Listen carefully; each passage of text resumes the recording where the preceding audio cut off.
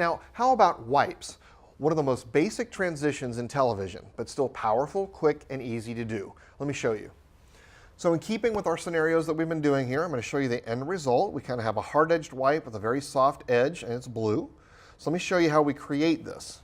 So I'm going to clear out my ME so we can show everything back. So let's select this. I'm going to come down here on my transition area, and I'm going to select wipe.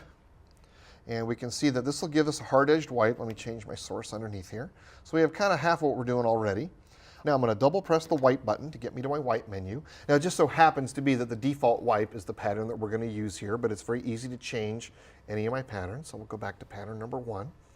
So the first thing I want to do is I want to create the border on this thing. So I'm going to come over and I'm going to go to Edge and Direction. And I can create a straight border by coming up and moving this over. And you can see it's here. And let's go and change this into a blue border by hitting Matte. And then again, I've got a quick selection. I can select any of my colors that I want to here, but I can also just do a quickie by pressing that. And I like the blue right here. And we're going to hit Close. So I've got this here, but what I want to get is I want to get that long trailing edge on the left-hand side and the hard right-hand side edge. So to do that, I'm going to turn on a soft border. Now let me explain the difference between border and soft border. If you look over here on the knobs, on border I have the width and that's it. When I go to soft border, I still have width, but I have an inner softness and an outer softness. So what I'm going to do is I'm going to set my inner softness to 50.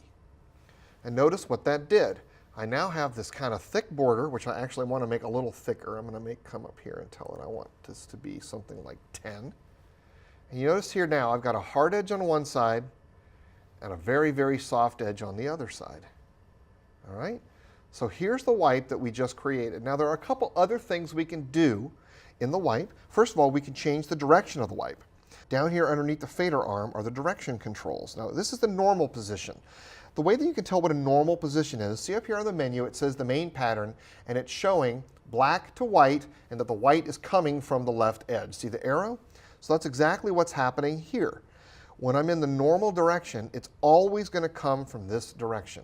If I go here and hit reverse, what's going to happen is it's going to come from the opposite direction. Now notice that the edges are still correct, meaning that the right edge is still hard, the left edge is still soft. So this one looks kind of weird when you do it that way.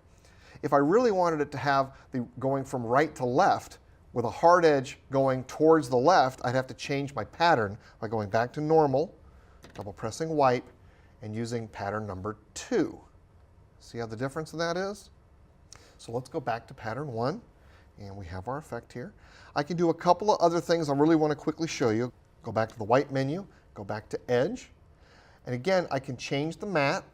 I can also go into Matte Adjust, and I can change this to a mix color. And what all that's going to do is let me have 2 different matte generators. So I can go here to color 1 and say it's my blue color, go to color 2 and maybe make it purple.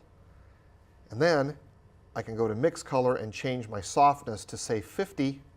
And now you can see that as I'm making this transition, it goes from blue to purple because there's actually another wipe inside the border. But let's go back to a standard flat color here.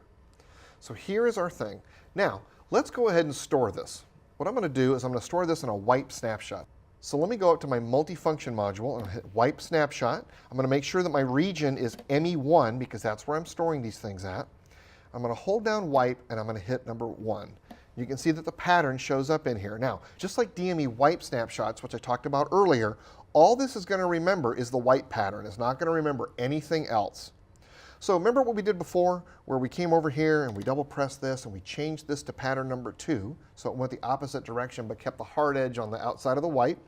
Let's go ahead and store that as wipe snapshot number 2. So notice I got 2 different icons here. If I recall this, it goes this way. And if I recall this one, it goes this way. Notice it's not touching my cross points or anything like that. Let's go back to this and let's do one more fun thing in the wipe. Let's put something in the white border that isn't a color. Let's go back here. We're going to go back to the white menu, go to the edge direction menu, and see down here where it says edge fill. Right now, it's saying that the edge should be a matte. Let's change this to utility 1 bus. Now, each ME has a utility bus, and it can be gotten up here on the top row by utility 1. And this time, I'm going to go and find a frame. So frame memory 3 has my MVS 3000 logo. So I'm going to put frame memory 3 in there. Now watch what happens when we do our wipe. Kind of gives us a really nice transition with the switcher's logo as we go between things.